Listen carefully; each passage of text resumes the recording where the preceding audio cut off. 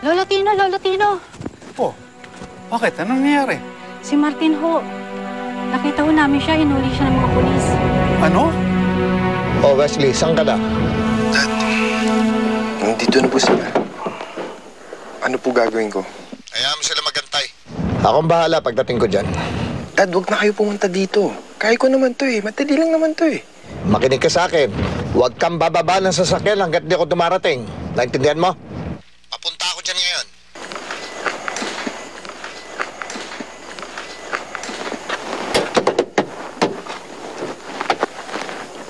Ano sabi ni Tito?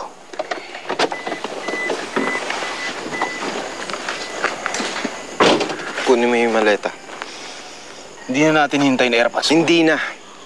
Kailangan ko patunayan kay Daddy na kaya ko yung ginagawa niya. Nakarapat dapat ako maging anak niya. Pero... Sabi ko, hindi na. Ayusin mo yung mabakal sa likod. Akan yung baril. Bahala ka. Tigas ng ulo mo. Ayusin mo yung mga bakal. Tuwag.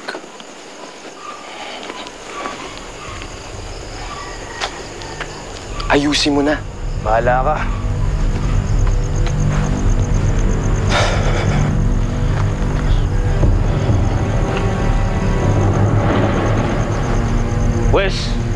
Westy, liga!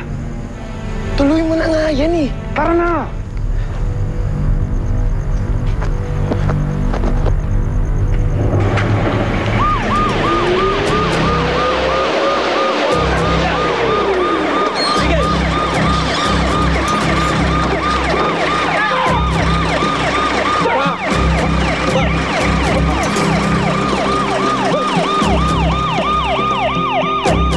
Sinabi mo sa akin, si Louie may kasalanan ng lahat.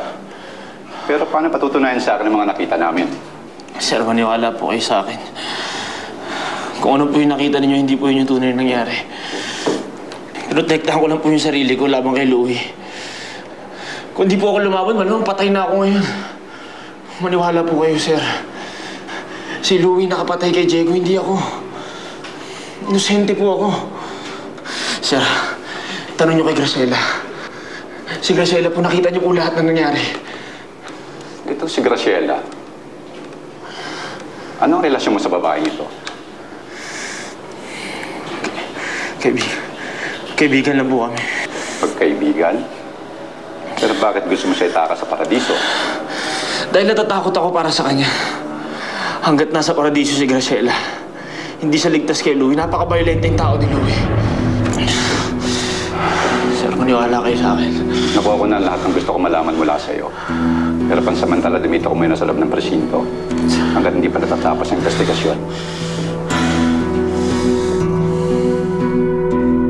Nasaan si Martin? Nasa taas pa po eh. Kinakausap pa ni Captain. Anong ginagawa mo rito? Bakit may masabi yan labang kay Louie? Ginawa ko na po yung kanina eh. Pero pinalabas ako ng interrogation room. Ayaw ni Captain na may ibang tao doon. Ha? Sir Valencia, na po mapaglilingkod ko sa inyo. Captain, gusto ko makita yung tao na nakisaan ako. Nasaan siya? Pasensya na kayo pero hindi ko kayo pwedeng pagbigyan. Nasa kustodiyo naman namin si Martin. Durano, sumama ka sa akin. De Leon, maiwan ka dito. Yes, sir. Siguraduhin mo wala makapapasok sa loob ng kwarto nang wala akong permiso. Excuse me.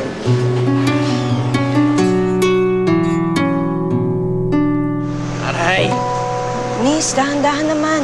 Louie, masakit ba? Obvious ba, ma? Ano ba talaga nangyari? Binaril ako ng Martin na yun.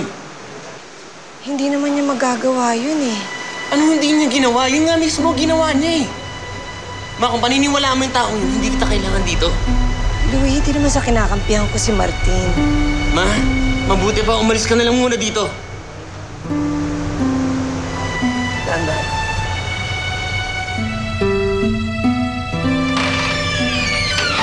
Oh, Hara! Ano? Kumusta na nga po ko? Kumusta na si Louie? Nasaan siya? Ginagamot po sa loob.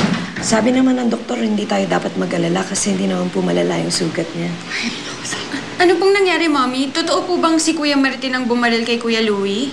Hindi ba? Kanina ko pa sinasabi sa iyo yan. Naku, talaga naman. Yung matagal na may galit yan si Martin kay Louie. Hindi lang po ako makapaniwala na kayang manakit ni Kuya Martin ng ibang tao. Lalo na po si Kuya Louie. Akala ko po close sila. Ay, naku. Ang hirap talaga magtiwala kung minsan sa mga tao. Lalo na sa hampas lupa na katulad niyang si Martin. Binigyan mo ng trabaho, pinakain mo pagkatapos ito pang igaganti sa atin. Mga walang utang na loob yan eh. Sinisiguro ko, talagang malaki ang gagawin kong pagtulusan dyan kay Martin kayo. Halika, di ka na. Tayo na. Oh, ikaw. Di ka ba sasama? Di ka na nga. Di ka na. Kamusta ka na? May masakit pa ba sa'yo? Alam ko nandun ka sa kwadra nung naganap ang lahat.